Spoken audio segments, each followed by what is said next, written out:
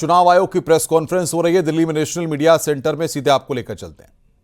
त्रुटियां हटाने के लिए एक बार फिर निर्धारित समय परिधि में सभी मतदाता और राजनीतिक दल मिलकर अपना बहुमूल्य योगदान दे रहे हैं। विगत आंकड़ों के अनुसार स्वयं मतदाताओं ने लगभग 28,370 ऐसे क्लेम्स एंड ऑब्जेक्शंस दिए हैं और जो मतदाता 1 जुलाई को 18 वर्ष की आयु पूरी कर चुके हैं या 1 अक्टूबर को 18 वर्ष की आयु पूरे करने वाले हैं, ऐसे 1,03,703 मतदाताओं ने भी अपना आवेदन फॉर्म 6 और डिक्लेरेशन के साथ किया है।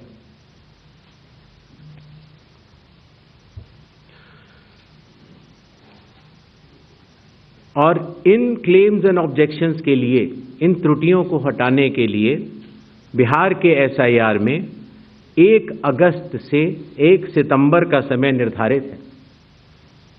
अभी भी 15 दिन का समय बाकी है। चुनाव आयोग सभी राजनीतिक दलों को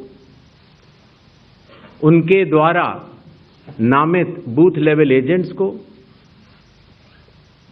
नेशनल लेवल पॉलिटिकल पार्टीज को, स्टेट लेवल पॉलिटिकल पार्टीज को आह्वान करता है कि आने वाले 15 दिनों में जो भी प्रारूप मतदाता सूची उनको दी गई है उसमें अगर कोई भी त्रुटि हो तो उसको प्रिस्क्राइब्ड फॉर्म के तहत जमा करें।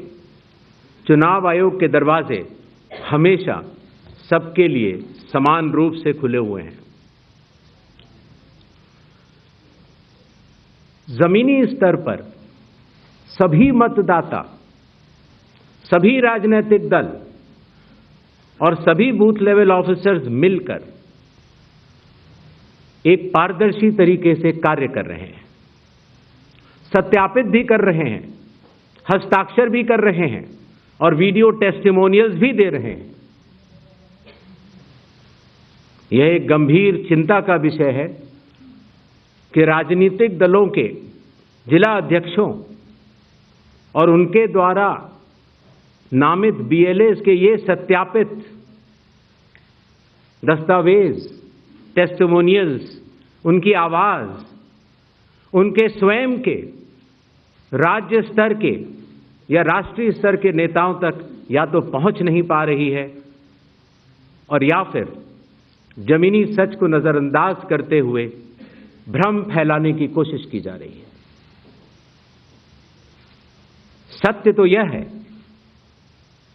कि कदम से कदम मिलाकर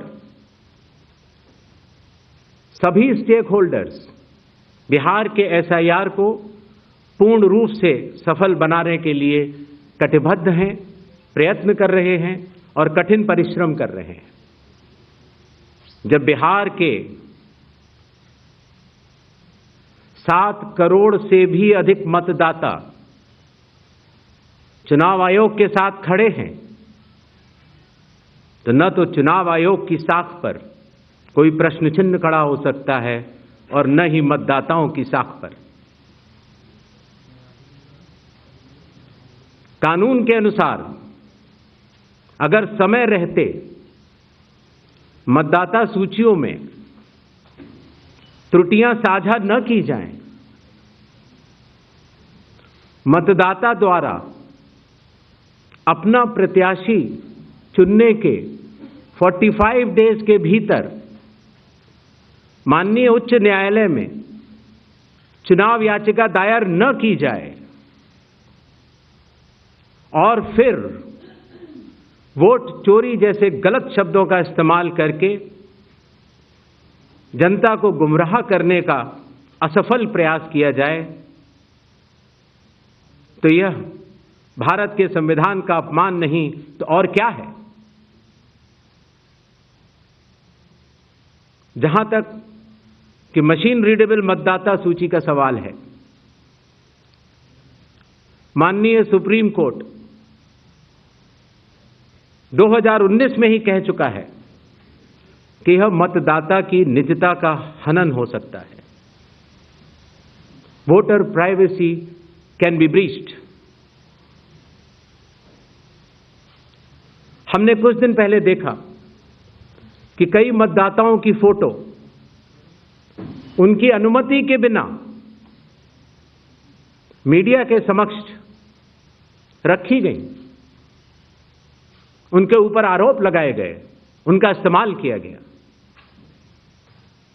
क्या अपनी माताओं, बहुओं, बेटियों सहित किसी भी मतदाता की सीसीटीवी वीडियो चुनाव आयोग को साझा करनी चाहिए क्या?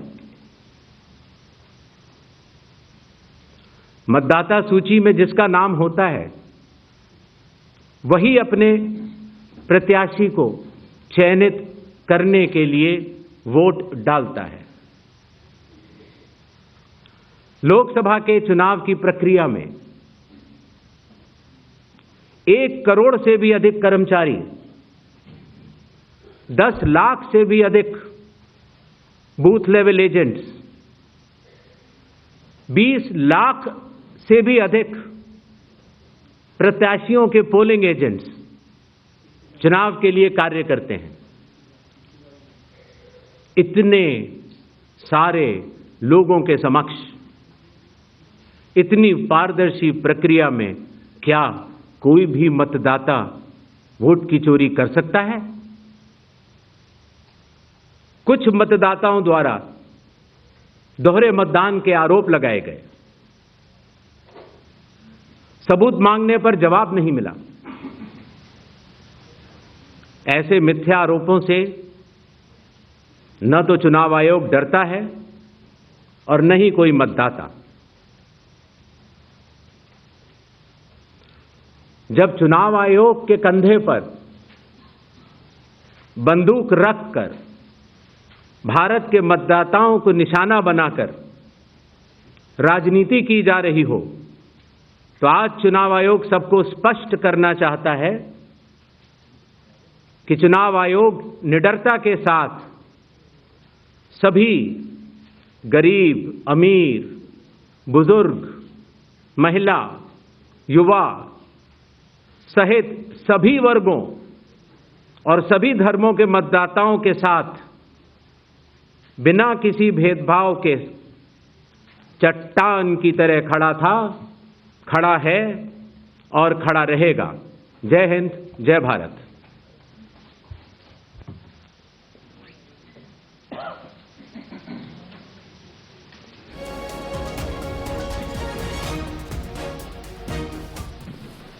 तो चुनाव आयोग की प्रेस कॉन्फ्रेंस में पत्रकारों के सवालों के जवाब दे रहे हैं चुनाव आयोग के अधिकारी।